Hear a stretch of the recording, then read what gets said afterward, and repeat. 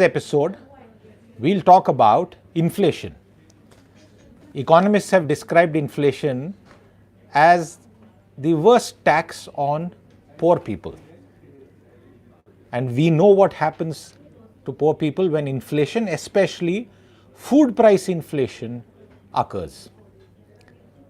But on today's episode, I want to talk about something that you and me, and perhaps everyone who is out there, going out for a job, going out for shopping, sending children to school, or anything that qualifies as normal productive work is experienced, which is the increase in petrol and diesel prices. First up, some numbers. And I wish I could get your live questions and interact with you on this.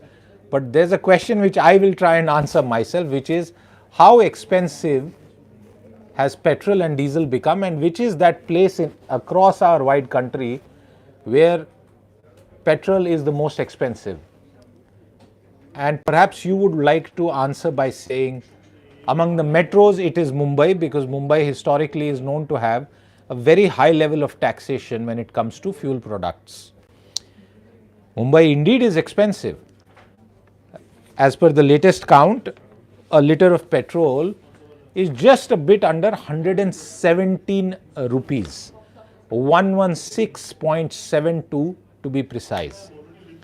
And this is the 9th rise that's been happening every day in small bits and doses, 80 paisa and thereabouts, which has started after the election results in 4 state assembly elections came.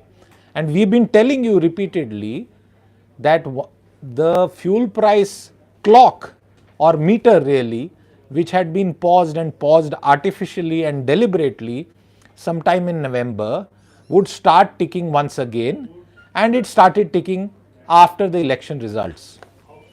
And since then we have seen close to a 6.5 rupee increase cumulatively in petrol and diesel prices. And remember, petrol and diesel prices, since the base is lower, if we were to take the example of Mumbai, 117 or thereabouts for petrol, and diesel is over 100, almost 101 rupees to be precise, 194 paisa per litre. But that's not the most expensive petrol in this country. Coming back to that quiz question, the most expensive petrol in India by far, as per the data available, is, and I'm sure some of you must have guessed it, is the border location of Sri Ganganagar district in the state of Rajasthan. And petrol there costs a whopping 119 rupees 20 paisa. And if the next 80 paisa rise kicks in as expected tomorrow, it will be 120. And diesel also is closer to 102 rupees, because that price differential between diesel and petrol still continues to exist. And perhaps the next question in your mind is, till when will this continue?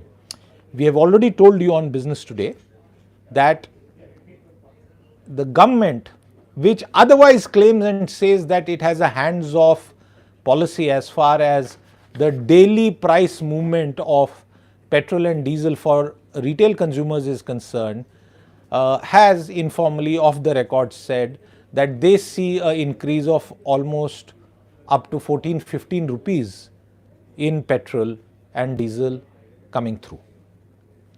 Now, if we go by that logic, and because there is no official sort of statement about this, and tomorrow if something else were to happen, don't go around blaming us, but it's 6.5 rupees so far.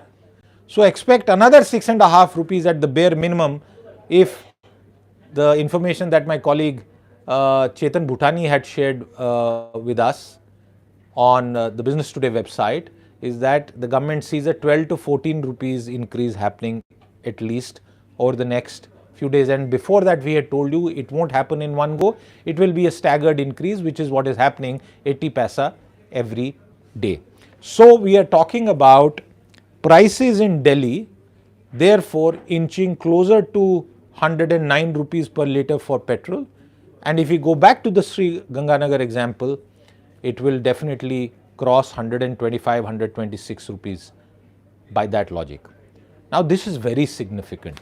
Why is it significant? Why are petrol and diesel prices significant? And that's the topic that we had chosen. I just wanted to set the context of what is happening, how retail fuel prices are on the boil, despite the fact that crude oil globally has been now softening after there has been a resurgence of the COVID infection in China, particularly the industrial powerhouse region of Shanghai, where a very strict lockdown has been put in place. Prior to that, once Russia decided to invade Ukraine, oil prices had shot up and shot up very significantly. Now, some of you might be wondering, how does it impact India? To some extent, you are right. We only import 1% of our annual crude oil from Russia. So it's not as if the Russian economy, which is being hit very badly by economic sanctions, and suddenly we are going to see a huge deficit of crude oil from the Russian source. In fact, we are not dependent on Russia when it comes to crude oil. We have a multiple sort of sourcing arrangement, and that's why the Indian crude oil is called the Indian basket of crude. It comprises crude from multiple sources, a bulk of which is Gulf sources, also includes what is called Farsi crude, which is sweeter, and also has other sources including Russian crude, where there might be a temporary disruption. But anyway, crude oil prices have been going down. However, retail prices in India are going upwards. And before that, we saw 5 months where crude oil prices went down significantly, but our prices remained constant. The benefits were not passed through. So it's a bit of a problem when it comes to our petrol and diesel pricing. Petrol was deregulated, so-called, in 2010, and the deregulation of other goods happened in 2014 as well, as far as diesel is concerned. But let's come back to the inflation impact, which is the most important part. Any hike in petrol and diesel hits different users differently. Let's take the railways, for example. The railways is one of the largest institutional buyers of diesel in this country.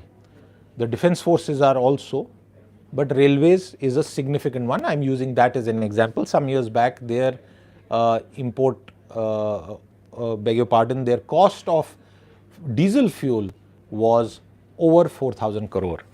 Now, if you look at it in percentage terms, if it's going to be a 10 to 12% increase, you can straight away see an impact on the additional cost. Not just the railways. The entire transport fleet of this country, where a bulk of our goods are transported, is diesel dependent. So are state road transport corporations. Now, during COVID, we saw local travel go down, but the goods movement didn't stop. Similarly, we are now seeing passenger transport take off in all directions. That's going to hit. Aviation fuel is entirely on a different plane, and price increases there have constantly happened, and that also feeds into ticket price hikes. Then there are other consumers who will get impacted, and eventually fuel price inflation is known to seep into a broad-based situation where even primary articles get impacted because input costs go up. Fertilizer costs are sensitive to fuel price movement. So fuel price inflation has the possibility of stoking a generalized price rise. Without going into the technicalities of it, we are now in a situation where if this pass through to recover and catch up with the current sort of 4 or 5 months hiatus that we had seen, if this stops perhaps in a week or 10 days, we will then have some stability as far as pricing is concerned. We do not expect the government to hike, both at the center or states, duties on fuel. By the same logic, there was a demand for a cut to reduce the burden on the common man. But elections are behind us. So There are people who are saying within government as well, which has again been reported by us, that there is a very little possibility of excise cut, but that could change tomorrow. We don't know. As of now, that is the situation. And why is the duty collection, both for the center and states, the fuel duty collection, very significant? I'm just giving you the latest numbers that have been shared by the government in response to a Lok Sabha question today itself, the 31st of March. The total contribution of the petroleum sector to the state as well as the central exchequer, which is the revenues of the Union of India, the central government and individual state governments, from April to December in the current financial year, which means the current quarter, January, February, March, is not part of this. The center alone earned 3,54,264 crore from petroleum duties in this 9-month period. If you were to look at the previous full year, the center had earned 4,55,000 crore. So we can therefore expect at the same run rate, if you were to take a monthly, that we are perhaps now headed for a similar number. States had earned over 2 lakh crore, 2,07,658 crore in the same period versus 2,17,650 crore in the previous year. The total collection for the 9-month period ended December 31st is 5,61,922 crore. It's clearly going to be well above 6 lakh crore. Last full year, 12 months, for the year ended March 31st, 2021, it was 6,72,719 crore rupees. That is the extent of duties that you and me pay. And that is going to feed into inflation in a broad-based way. Prices are up all across every category, cement, auto, steel, biscuits, edible oil. We are seeing a generalized price rise, and that is why I'm going to end with a final bit of news, and this is not good news. This is the fact that now there will be another increase in gas prices. And that gas price increase at a wholesale level is almost doubling the price of gas produced from certain fields. That will also pass through and lead to an increase in the cost of cooking gas, piped cooking gas for households, for the power sector, for other industries and fertilizer companies. So as I wrap up this episode of Rajniti, I just want to say that while the economy is coming out of the impact of the slowdown and then COVID, and hopefully we will not be hit again, the new reality that all of us face, especially the tax-paying class, is price increases across the board in goods and services that we consume, and that is definitely going to pinch everyone's pocket. But we'll come back to that once again. Till then, goodbye, and do like, share and subscribe Business Today YouTube. Bye-bye.